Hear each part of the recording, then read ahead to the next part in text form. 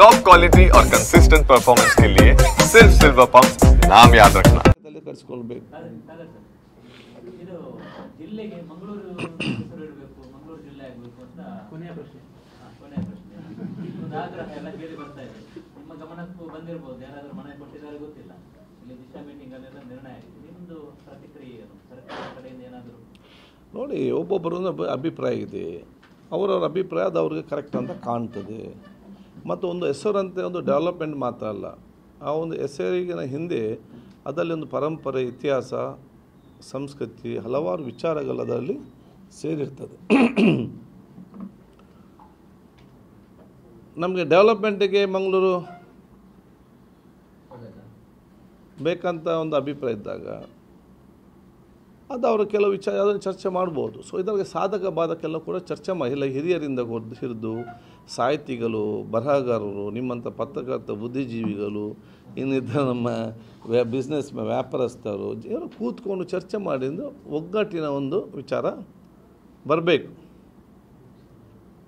ಮಂಗಳೂರಿಗೆ ಅಭಿವೃದ್ಧಿ ಆಗಲಿಕ್ಕೆ ನಮ್ಮ ಹೆಸರಿಗಿಂತಲೂ ಕೂಡ ಮಂಗಳೂರಿನಲ್ಲಿ ಸೌಹಾರ್ದ ವಾತಾವರಣ ಆಗಬೇಕು. ಅದಕ್ಕೆ ನಾವೆಲ್ಲ ಪ್ರಯತ್ನ ಮಾಡಬೇಕು. ಹೆಸರು ಮುಖ್ಯ ಅಲ್ಲ, ನಾವು ಹೇಗೆ ಇಲ್ಲಿ ಇರ್ತೇವೆ ಅದು ಅದಕ್ಕಿಂತ ನಮಗೆ ಮುಖ್ಯ.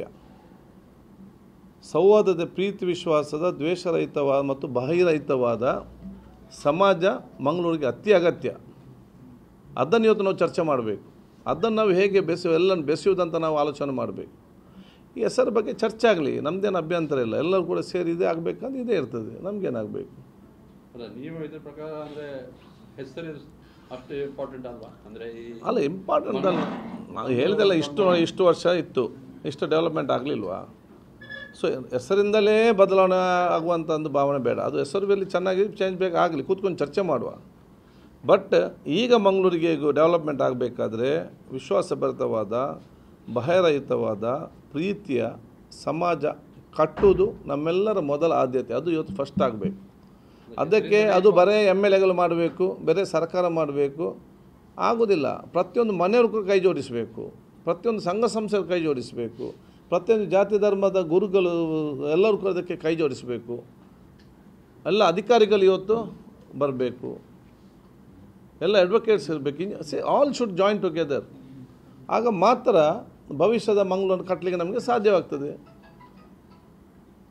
ನಿಮ್ಮ ಒತ್ತಿರೋದು ಇದನ್ನು ಜಾತ್ಯತೀಯತೆ ಹೇಗೆ ಅಂದರೆ ಸಾಮರಸ್ಯ, ವಿಶ್ವಾಸಭರಿತವಾದ ಸಾಮರಸ್ಯ, ಅದು important. Faithful society is very important.